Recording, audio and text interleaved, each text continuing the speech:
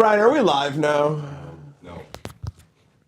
Yeah, there's like a 7-second Oh, gap. guys, happy Java with Josh. What you want to look at 2026. When we're talking, if you want to hear us, make sure it's on. It's like that. It's grayed out. So we should be good. But as you flip screens, just make sure that.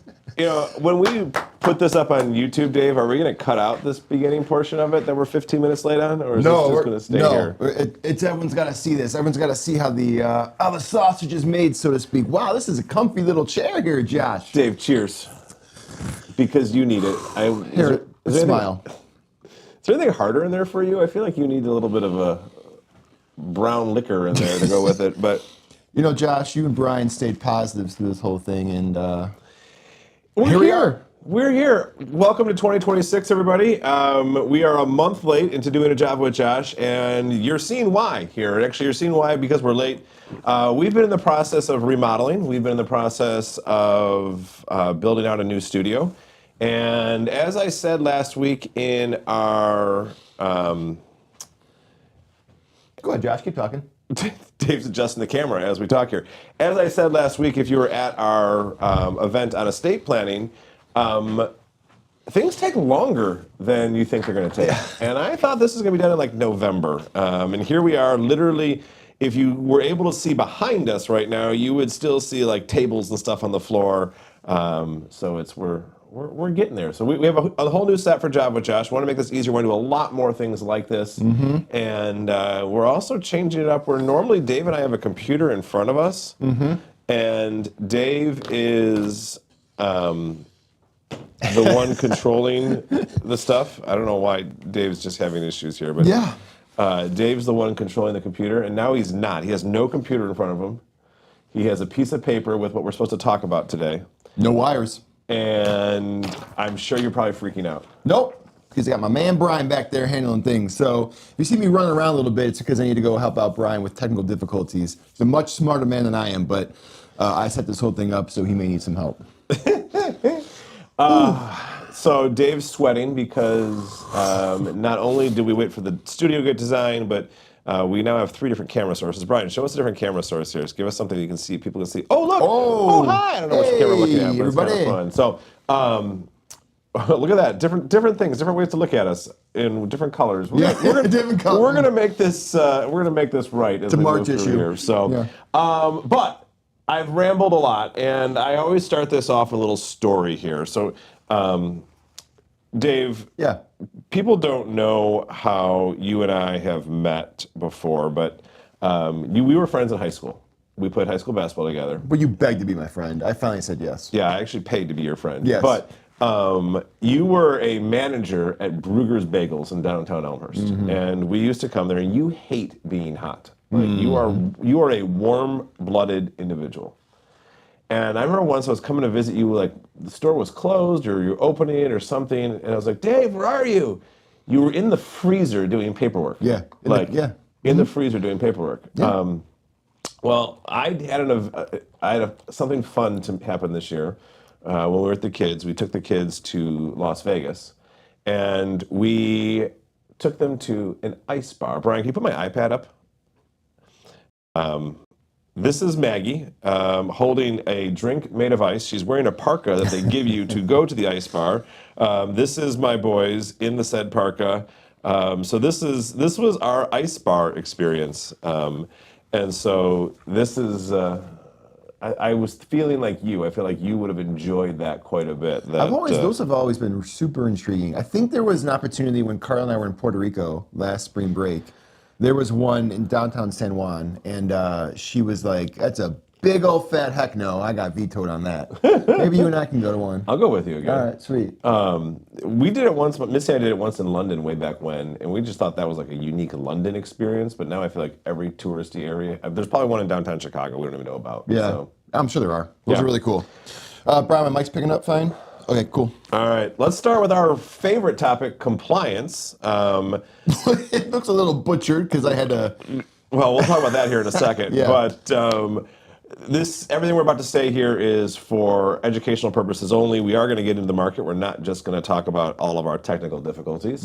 But if you want specific advice that is specific to your situation. We're happy to provide it here, but that's not the purpose of what you're about to see. Perfect. So, all right, we have big news besides just the new studio. I can't think of anything off the top of my head. No, you can't? No. Something that's been a year in the making that you have been integral in helping with? My weight loss journey? Hope this has been more successful than that. Yeah. All right. So we have been for many, many years FSR Wealth Strategies, and as of February 1st of this year, we are now public with Wellment Financial. So over the last year, we've been really excited. We've been rebranding. We've been working on this new brand of Wellment Financial. And this is something that we didn't take lightly. We've made a lot of changes over the years. We've been trying to put a lot more information out like this. And we thought, actually, one of the main purposes was we're growing quite a bit. And people keep asking, what does FSR mean? Like, what's FSR? And everyone had their own answer. There was no like standard answer to what FSR meant.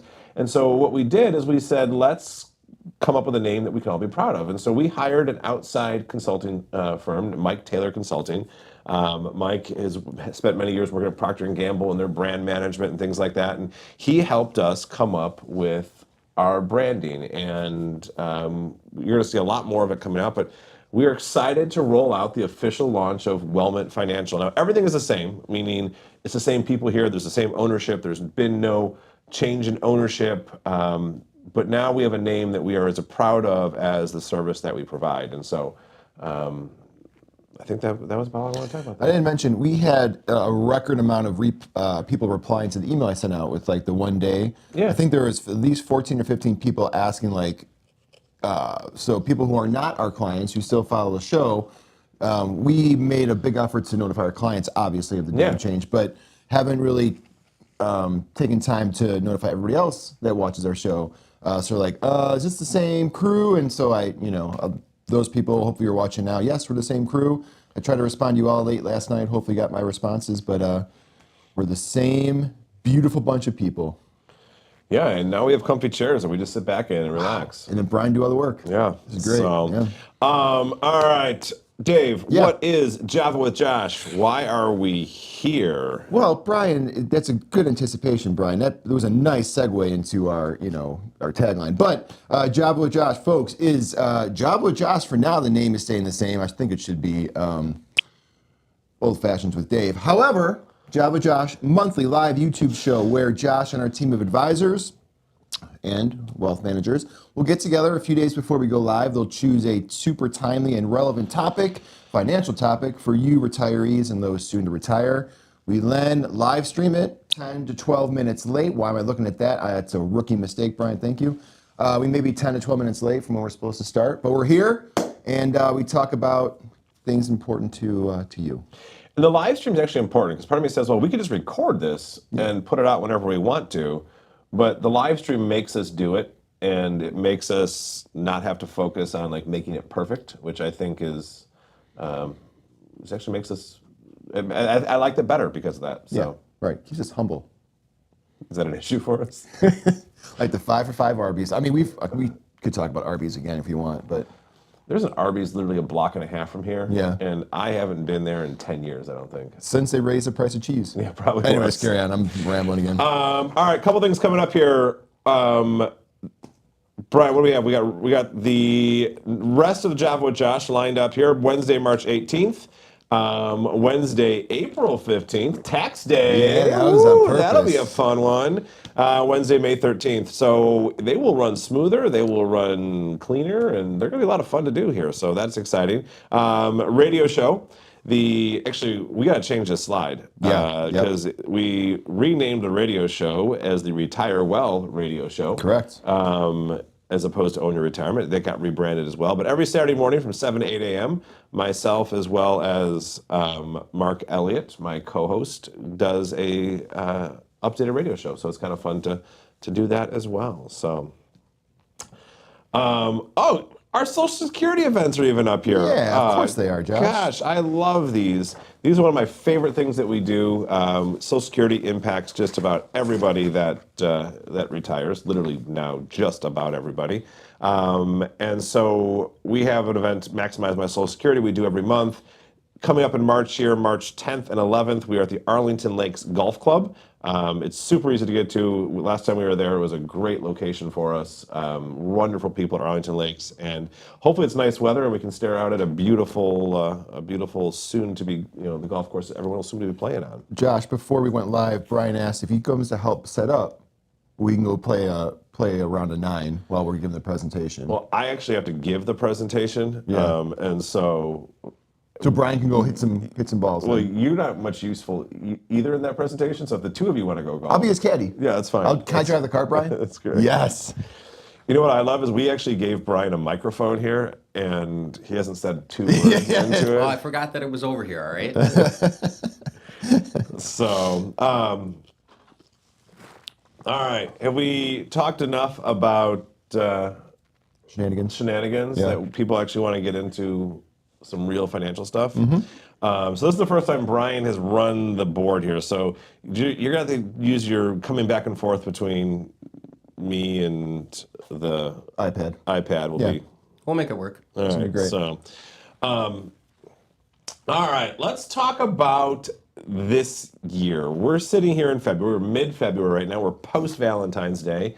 And the last show we did in December was kind of like a recap. It was kind of, looking back at the year. And I don't want to do that. I want to look into 2026, and there's a couple themes that are playing out for 2026, and I want to talk about those and really how they impacted retirees. So that's what we're going to spend time on. Brian, I need the iPad because I got a cool 2025 and a 2026 picture. So this is our theme here. Now stay here with it for a second, because the theme of this year, and somebody who causes all sorts of market issues, good and bad, is this guy right here. Great picture. I said, I Googled Donald Trump market volatility, and this is what came up, so this was kind of fun. But President Trump, unlike pretty much any other president that we have seen in recent history, causes a lot of volatility in the markets when he talks. And we have seen volatility in the last year, and I've been saying it over and over again, volatility, volatility, volatility. And I wanted to spend a few minutes, kind of talking about what that volatility is, what it means, and why it's important for our clients to understand it, but also to what they should do about it. So that makes sense. Now, the first thing I wanted to show, and I thought this was fascinating. So this is the presidential approval ratings and market performance as it came in here. So if you look at this, these are where we see the different approval ratings that come in. So a good approval rating actually leads to a higher S&P 500, or is it the other way around? So if I'm looking up here, this is the box I'm talking about. So if we have an approval rating between 20 and 35%, the S&P 500 average has been a negative 10.2%. Where we get 35 to 50, we're at 9%. We get too high of an approval rating, and we actually get a lower number. Now, what I was questioning here was, does the S&P 500 return drive the approval rating? Or does the approval rating, is it just some sort of correlation there? But I think this is very interesting. As we go into 2026, we're showing an approval rating for President Trump right around 41%, which fits right into that middle category of things that we're looking for. Now, what we do talk a lot about is volatility. And so these graphs have the same time period. I actually captured these this morning. The one over here on the left is the S&P 500 over the last 5 years. And what you're going to notice is we start around 4,000, and it's upwards sloping, increasing to about 6,800. Now, inside of there, all those ups and downs that we see. So the early 20s were up, post-pandemic. Then we had the 2022 drop in here, 2023, and we've just been slowly going up as we go in here. Now, the correlation to that's the market performance. The correlation to that is what we call the VIX index and the volatility. So Brian, if you can come back to me here for a second.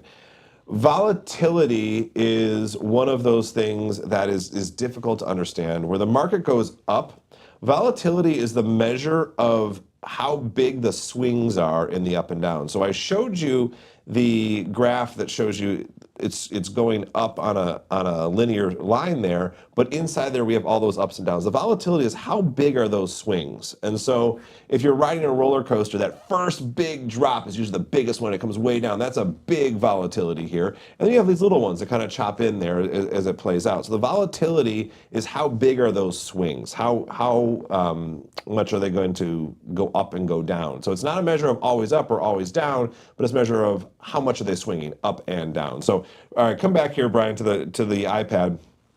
And this measure, this is, again, the same time period, but what we're seeing here is the VIX index. This is the measure of volatility that we see in the S&P 500. And it started just above 20 at 22. And here, our index stays relatively flat. And we finished, as of this morning, at 19.72. Now, inside of here are all those spikes. So we started in 2020, 2021 with lower volatility. We didn't spike nearly as much. Excuse me. And you saw a more, I touched the iPad too long. Siri's going to start talking. I apologize for whatever comes up here. Go away, Siri. You're going to see that that correlated that same time period with an upward sloping market. Then we had spiking volatility here, and we had that negative market. And then again, we had the lower volatility periods up here. And this spike right here, that was the day President Trump rolled out all of his tariffs. And that correlates with that moment right there. Now, volatility has been spiking more than we're used to here historically. So this is something we want to be aware of, because with volatility comes all sorts of things. With volatility, it gets people nervous. They get concerned about what's going to happen to the market. They make emotional decisions that's there. And we don't like that. Emotional decisions are what we try to avoid, especially for retirees, because this part is one of those times where, as our client John said, I don't know how to fix my own mistake. And making emotional decisions is one way that you can make a mistake that you don't want to regret into the future. So volatility is one of those things that can lead to some emotional decisions. We don't want that. But it also means there's things that you can plan for it. So meaning how we structure income. So making sure that the money that you're spending as a retiree isn't subject to the volatility. The volatility can happen one way or the other, and it doesn't matter. It's not going to hurt you. The other thing we have to think about is tax consequences there. So, Brian, if I come back to the next slide here, this is looking back historical performance all the way back to 1993 on the S&P 500. And you can see we've got years like back then it was up 7%. We've had 34% up years, 30%. You know, this is the last couple of years here of up years. We've had some big down years. You know, this is 2008 losing 49%, early 2000s tech crash. Now, what we look at here, I'm sorry if I look at here, the blue dots underneath here are in all of those years. Even in 2025, we finished the year 16% up, but we did have a 19% pullback. So these pullbacks of the market are normal. This is that volatility that we're talking about. 2021, we had a 27% growth, but we still had a negative 5% pullback in the year. So we're seeing the market pull back. Now, what this does is this gives you time to make decisions. And when you see these pullbacks, there's a lot of tax loss harvesting you can do. This is times to realize that volatility is something that you can benefit from. And so these are things that we want to use to your advantage. So, all right, last slide on volatility here before I move on. This is fascinating. This came from the latest Lincoln Financial Report that I like to read. And it talks about Me market. too, by the way. You like that one too? Yeah, I was catching up last night. It was awesome. It talks about market performance comparable to VIX levels. So this is the S&P performance after VIX. So if we're looking at a 20 right now, what is the market performance historically afterwards? So when we have normally low volatility, kind of where we are right now. Historically, S&P 500 returns have been somewhere around 10% 12 months later. But when volatility spikes and it gets really high, the returns 12 months later, historically, from 1990 through 2025, have been substantially higher. And you can look here, the biggest VIX swing, I don't know if it's we've ever had, but it's in my recent memory, was the COVID-19 pandemic. And you can see how well we performed after that. Tech bubbles, things like that. So that volatility hurts, but what I'm trying to show you here is that if we don't make rash decisions, we actually can benefit from that volatility. But you have to be set up in a way that you're not having to make emotional reactions to it. You know what I keep thinking about? If you say Arby's roast beef, No, I'm trying to be like witty here and compare like your market performance post VIX with like we've been using a lot of Vicks Vapor Rub in our house lately, and like how the cold and flu season is nasty. Yeah, this year, isn't it? nasty. But I was trying to make like a comparison, like, oh, once we put Vicks all over our chest, how do we? I failed miserably, and I should probably just delete this from the recording. But I don't think we're the only people that have talked about Vicks and have thought about the Vapor Rub. Vapor Rub. Yeah. Have you ever done those like night pads that like release Vicks into the air? No, that smell actually bothers me a little bit. I'm sure it's full of chemicals, and Brian's probably gonna yell at me post Java with Josh about releasing that into my house. Yeah, I got the but- organic Vicks. Of course you do. Yeah, you would. No. Mhm. All right. All right. I'm going to change topics a little bit from volatility because I told you there's a few themes. This theme is not new, but we need to understand it in the market because it's not going away. And What is that? AI.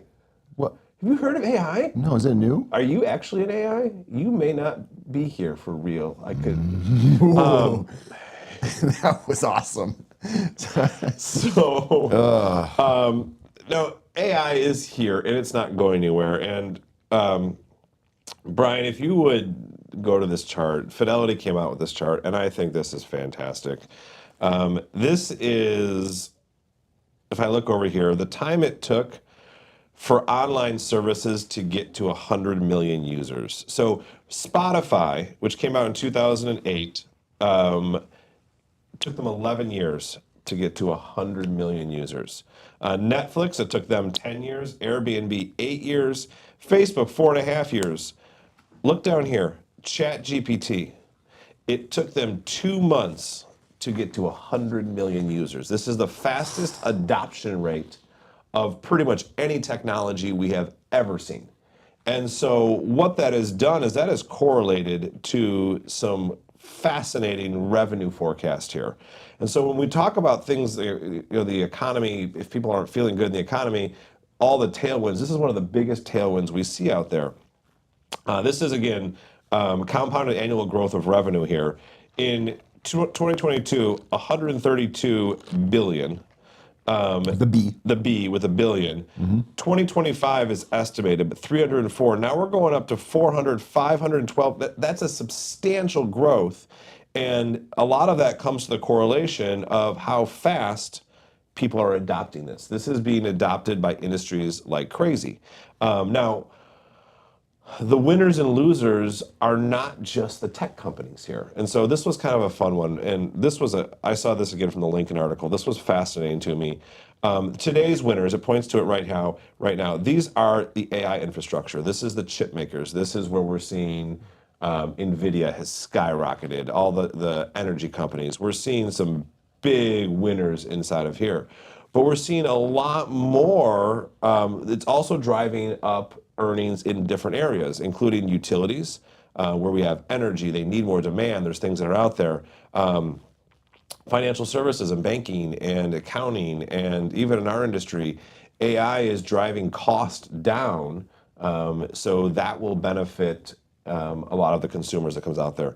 Communications and healthcare, all of these things are going to see a substantial reduction in cost or an increase in efficiency that's out there. So when we look at stuff like this isn't just the market, like this isn't just the big tech companies so far that are going to benefit from this. This is the market as a whole.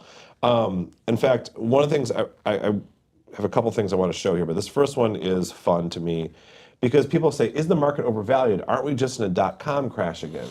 And this is looking back in March of 2000, the price to earnings ratio, they call it the PE ratio, if you've ever heard of that. That's a measure of, for some people, they consider it a measure of the affordability of a stock. And so it was at 55.6 as a price earnings ratio. That is unbelievably high right now. And Sounds so, high, yeah. It sounds high. Historically, we're looking somewhere in the high teens is the number we're looking for, to low 20s. Right now, PE is showing at 25.2%. So we're less than half of where we were back in 2000 on the affordability, how affordable is a stock. But at the same time, those companies are 33% more profit, or I'm sorry, they have 33% more return on equity, 67% more profitable than we had there. So what this tells me is these same companies, their valuations are actually fair, because what they're selling for versus what they're earning is not like we're just speculating.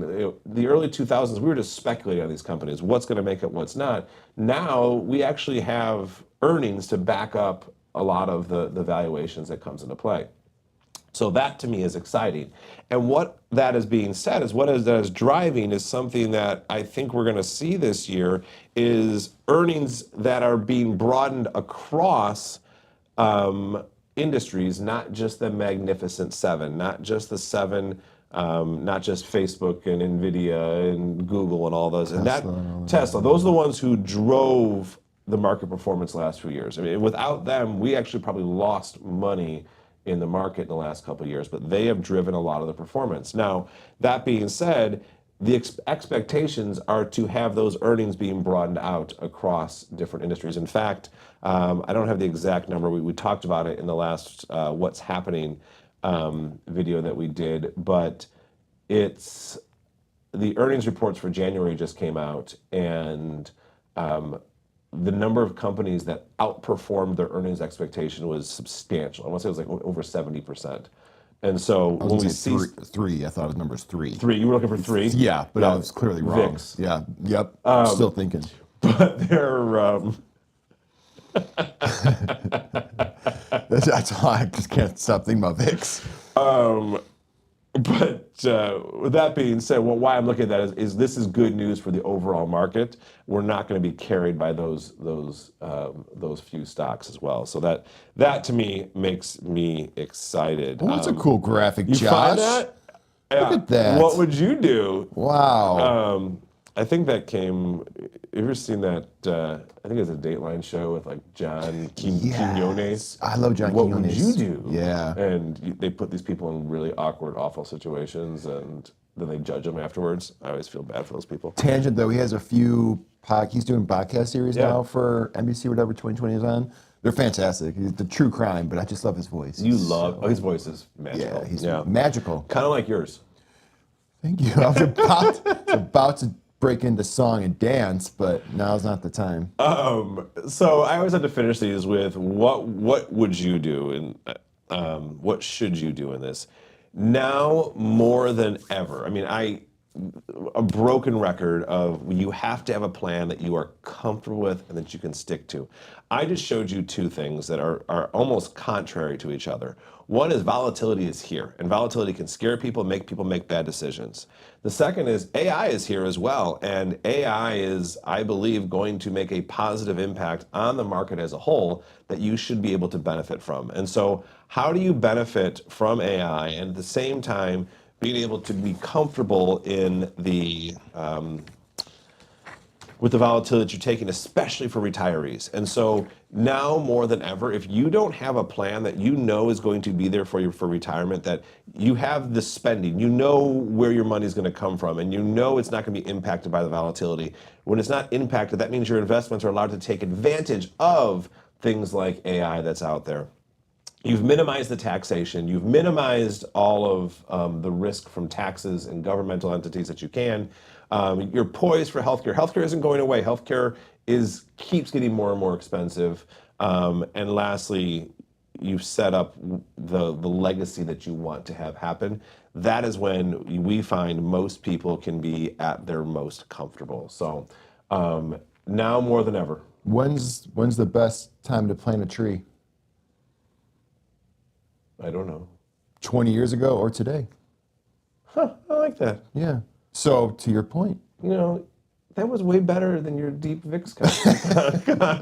So, We're talking about NVIDIA, and really quick, I heard like a 15-minute podcast recap of an author who spent like a few months following Jansen. I can't remember his first name, the CEO of NVIDIA. It's a fascinating story of how he risked the company over and over and over, betting on what he thought was going to be the future, and he was clearly right.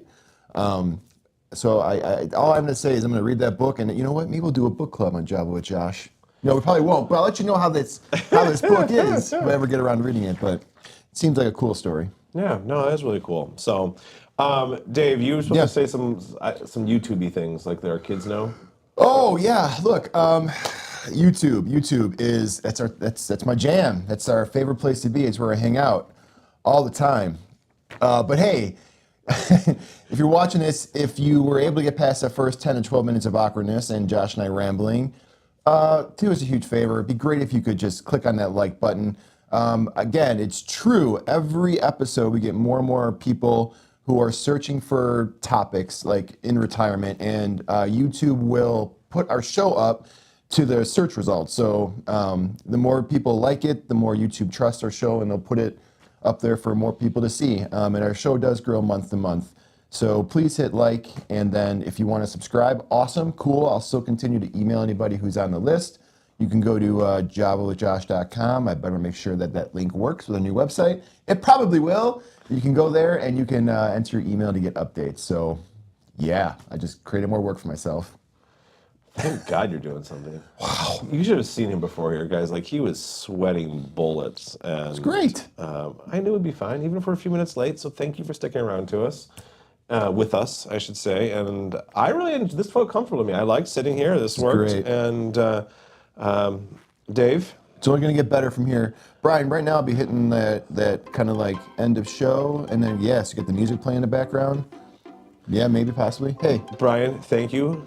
Yeah. Dave, cheers. Cheers. And next month it's going to be even better, guys. Bye. No, we don't do it anymore, do we? I don't want to rip off somebody else. Yeah, true. Yeah. All right, so ciao.